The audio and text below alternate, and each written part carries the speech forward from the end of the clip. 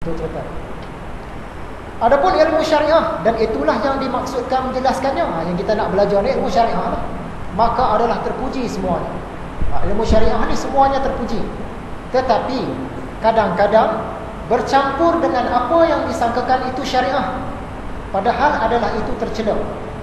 Jadi ilmu syariah ni sebenarnya semuanya terpuji, tapi ada ilmu yang dia bukan syariah, kita sangka dia sebagai syariah, yang tu tak terpuji. Ya? Jadi ilmu syariah ni ada dua. Tuan-tuan tengok gambar aja, senang. Ilmu yang terpuji, ilmu yang dicela. Sekarang kita nak bincang ilmu yang terpuji, ilmu syariah yang terpuji, yang fardu ain. Tengok rajah yang bawah tu. Ilmu syariah yang terpuji ada 4. 1, ilmu asas. 2, ilmu furu', ilmu cabang. 3, ilmu mukhaddimah ataupun ilmu pengantar. Yang keempat, ilmu pelengkap.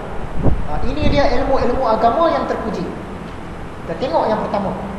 Yang pertama, asas agama kita ialah Al-Quran, sunnah Rasul, iaitu hadis, ijma' umat, ijma' ulama' lah. Bukan ijma' umat. Umat kalau ijma' habis besar lah. Ijma' ulama'. Macam orang katakan, kita mesti ikut ahli sunnah wal jamaah. Jemaah, majoriti lah. Majoriti siapa? Bukan majoriti umat, majoriti ulama'. Ikut majoriti umat, rosak kita. Ahli sunnah wal jamaah tu majoriti ulama'. Ikut majoriti ulama'. Al-Quran, hadis, ijma' umat dan asal, peninggalan-peninggalan sahabat. Ijma' ni pokok. Kenapa ijma' ni perkara asas dalam agama? Ijma' ulama' ni dia menghuraikan kepada hadis. Hadis menghuraikan Al-Quran, ijma' menghuraikan hadis. Tu. Maka adalah dia pokok pada darjat yang ketiga. Begitu juga asal, peninggalan sahabat, kata-kata sahabat. Maka dia juga pokok menunjukkan kepada sunnah. Kerana para sahabat radhiyallahu anhum menyaksikan wahyu dan penurunan Al-Quran.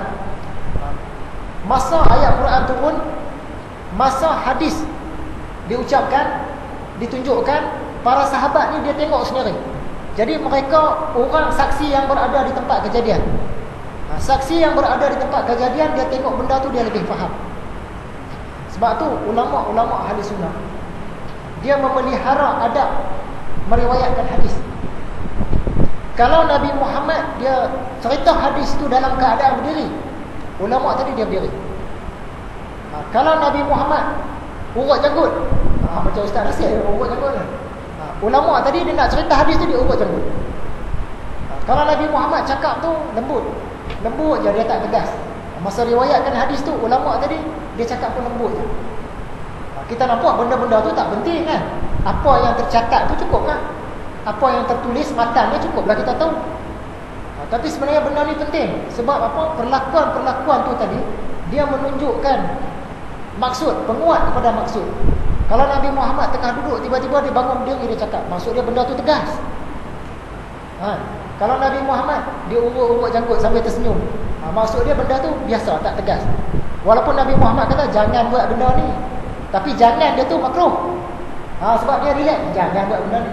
Tapi kalau tiba-tiba dia bangun, jangan buat, barulah haram. Sebahagian pengkaji sekarang dia duduk perpustakaan je kan, dia tak berguru, dia tengok 12 jam duduk dalam perpustakaan. Nabi Muhammad kata jangan. Bila kata jangan tu makruh ke? Ataupun Nabi melawak ke? Ataupun haram ke? Kita tak tahu situasi dia. Ataupun dia kata asal jangan je semua haram. Jangan je haram, jangan je haram. Mana boleh? Kita sama-sama kita pun bila cakap berbeza kan? Kita cakap ke anak kita, kita cakap jangan. Lain maksudnya, jangan. Lain maksudnya, jangan yang tegas tadi tu kalau buat memang kena. Tapi kalau kata jangan, kalau dia buat pun kita tak marah sangat. Kan berbeza. Jadi susah dah nak jumpa ulama-ulama hadis yang macam ini. Dia macam mana keadaan Nabi Muhammad masa meriwayatkan hadis tu, dia cerita. Dari situ kita faham Nabi Muhammad arahkan ni wajib ke, sunat ke, apa ke? Harus ke? Nabi Muhammad kata tak boleh ni, tak boleh haram ke, makruh ke, harus ke? Dari situ baru kita nampak. Tapi susah nak dapat ulama jenis ni, tak tahulah. Susah nak ada dah. Sekarang ni banyak ulama buku lah. Dia baca saja hadis. Kalau Nabi Muhammad kata jangan, okey, haram. Orang senang kan. Tak tahu keadaan Nabi Muhammad masa meriwayatkan hadis tu. Kalau muka Nabi Muhammad masa cakap tu merah, ulama yang tadi tu dia akan merah ke muka dia. Nak tunjukkan kesungguhan. Contohnya macam tu.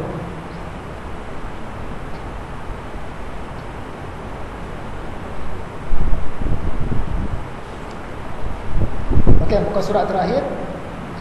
Yang kedua, cabang ataupun furud, iaitu apa yang difahamkan daripada pokok-pokok di atas, tidak menurut yang dikehendaki oleh kata-katanya, tetapi menurut pengertian yang dapat dicapai oleh akal fikiran. Okey, daripada Quran, daripada hadis, daripada kata-kata sahabat tadi. Contoh dia tulis jangan. Jangan dia tu apa kuasa jangan tu? Yang ni yang ilmu furuk tadi ni. Nak kena faham pula di situ. Imam Al-Ghazali bagi contoh. Satu hadis riwayat Bukhari dan Muslim. Artinya, hakim ataupun qadi tidak mengadili perkara ketika dia sedang marah. Satu-satu orang dulu jawatan qadi ni besar. Zaman sekarang jawatan qadi ni kecil. Dulu kalau kata qadi tu ulama besar lah. Segala hukum jenayah semua dekat dia lah. Dia yang jatuhkan hukum. Jadi qadi ni dia tak boleh jatuhkan hukuman ketika dia tengah marah. Dia tengah-tengah hak tu tiba-tiba orang datang mengadu masalah, dia jatuhkan hukuman, tak boleh. Okay? Hadis Nabi cerita yang tu saja. Tapi ilmu yang cabang tadi orang hurai. Kalau hakim ni tengah marah, dia tak boleh jatuh hukum, takut hukum dia tidak adil. Jadi samalah keadaan dia. Kalau hakim ni tadi dia tengah sakit perut nak buang air, tak boleh dah jatuh hukum, takut-takut tak adil. Walaupun Nabi Muhammad tak kata hakim yang sakit perut nak terberak tak boleh jatuhkan hukum. Nabi tak kata. Tapi berdasarkan hadis tadi, berdasarkan sifat marah tadi, orang kiaskan. Kalau marah pun tak boleh jatuh hukum, maksud dia sakit perut pun tak boleh jatuh hukum lah.